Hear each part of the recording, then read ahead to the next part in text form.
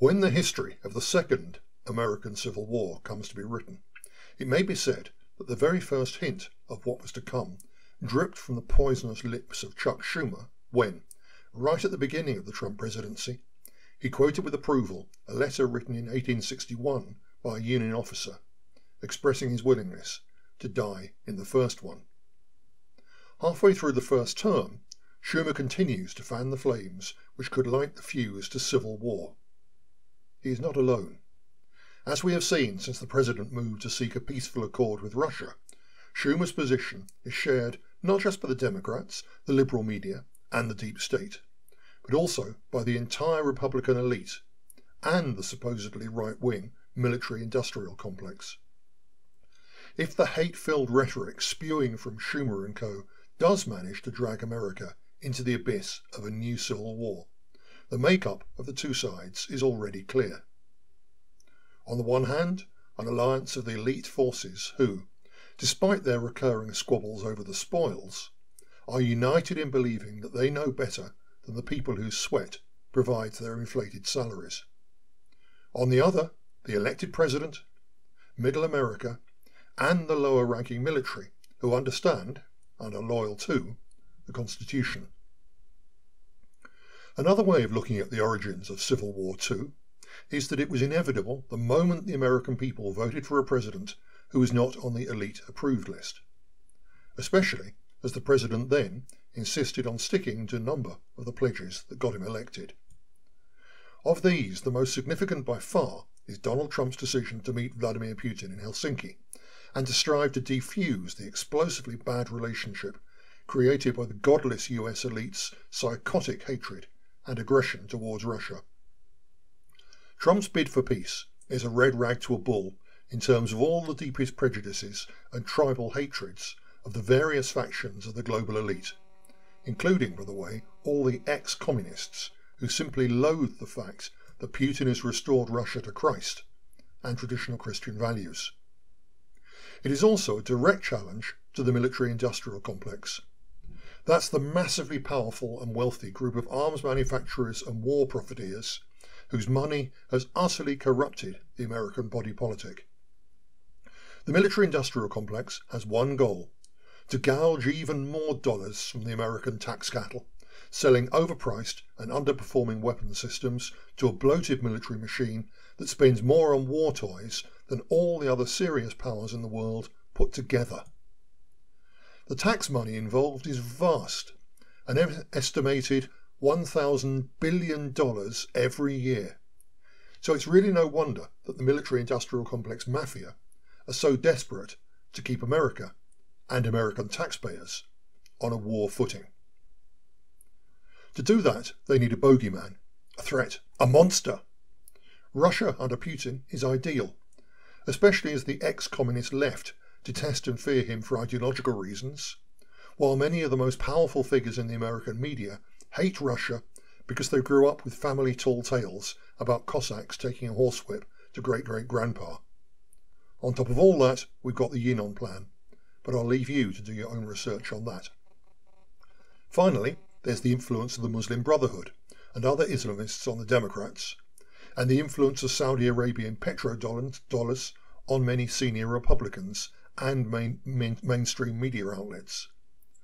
These people look at Putin and see the man who blocked their effort to destroy the secular pro-Christian government of Syria and to turn the cradle of Christianity into a head-chopping Islamist caliphate. And then along comes the upstart president, elected in a peaceful popular revolt that shook the political and media elites of the entire Western world to their rotten core.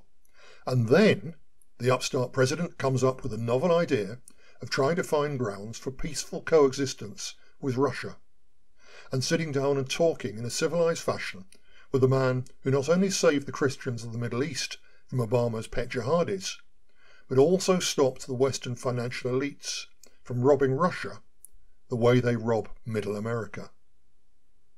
No wonder the elite are mad.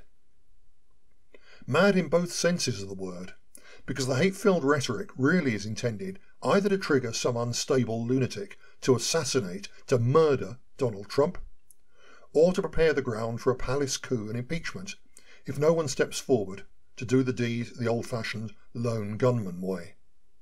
And a coup in particular would truly drag the United States of America to the very brink of civil war.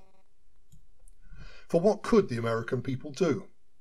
They elected President Trump in a landslide caused by the enthusiastic engagement in the political process of literally millions of Americans who had all but given up on democracy. They were disgusted with the Tweedledum and Tweedledee fakery of an elite which had abandoned them and collectively turned blind eyes and deaf ears to their anger and their pain. What are those millions, and the millions more, who may not agree with them, but who understand that their constitutional rights are sacred?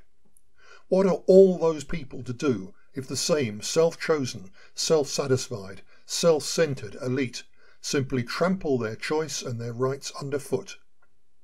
What does anyone expect John Doe to do when the great and the good tell him that they were destroying his president, especially when he knows that the liberal media outlets are awash with fake news, and when the same people who are destroying his president also make no secret of their intention to take away his guns, to force his children to learn utter filth in schools, and to turn him and his fellow Americans into a despised minority in the great land that their forebears hacked from the wilderness. What madness has possessed the incestuous cliques who think they have the right to rule and to eat America? What madness is it that they are clearly perfectly happy with the idea of starting a civil war when the other side have 90% of the guns? When it comes to strong delusions, this one has to be up there along with the now mainstream fantasy that there are 42 different genders and that they can be adopted or cast off as easily as changing your socks. Yet there they all are, rushing towards the same precipice as Schumer. Listen to Congressman Steve Cohen, talking for the military to step in and stage a coup, as he asked, quote, "Where are our military folks? The commander-in-chief is in the hands of the enemy," unquote. Former CIA Director John Brennan called Trump's efforts to diffuse dangerous international tensions nothing short of treasonous.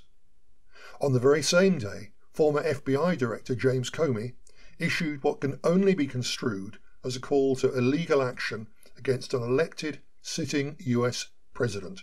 Quote, "This was the day an American president stood on foreign soil next to a murderous, lying thug and refused to back his own country.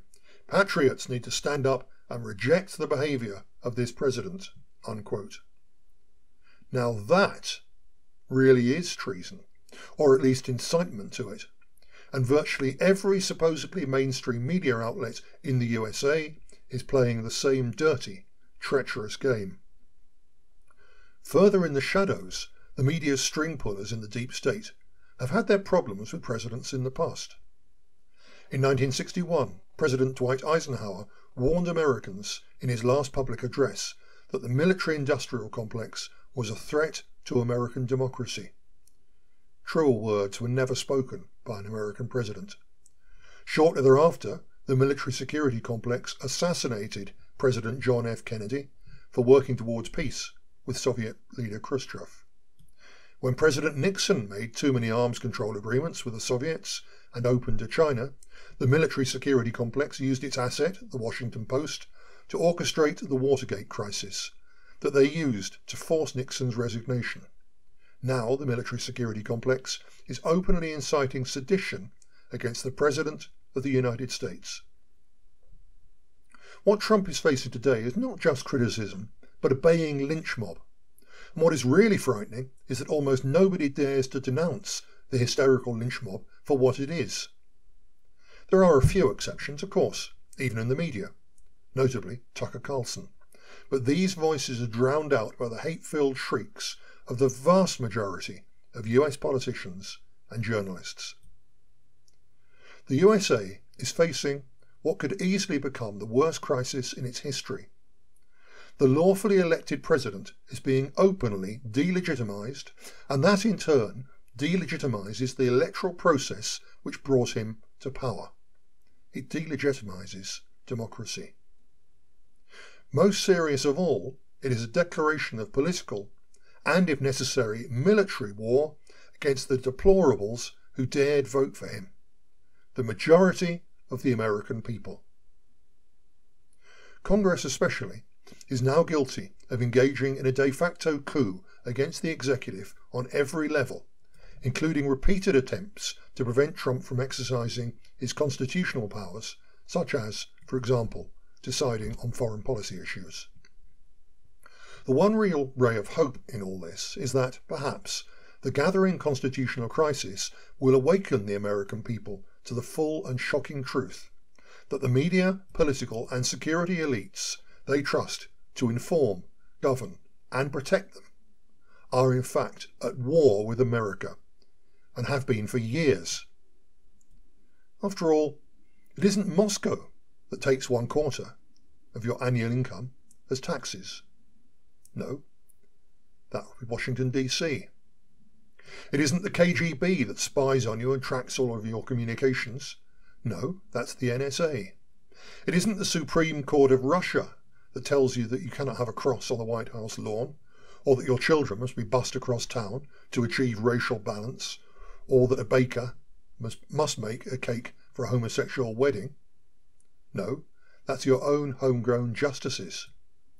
It isn't the Russian parliament that has devastated entire economic and social strata of American society through open borders immigration policies and free trade dogma. No, that would be the US Congress. It isn't the Russian Ministry of Finance that has devalued the dollar by 96% since its inception. No, that's the Federal Reserve Board. It isn't Russia that has militarized its police to the point where there's hardly any difference between the local constabulary and a mechanized infantry platoon. No, that would be, you guessed it, the people running the USA. The destruction of America that Trump was elected to stop was not carried out by any outside power, but by the very same elite that is now working and lying 24/7 to destroy America's elected president. If they follow through with their plot, the American people will have a very stark and simple choice: to take up arms in defense of their president, their democracy, their constitution, and their freedom, or to sit and watch as all those things are taken away from them forever. Which is it to be, America? Which is it to be?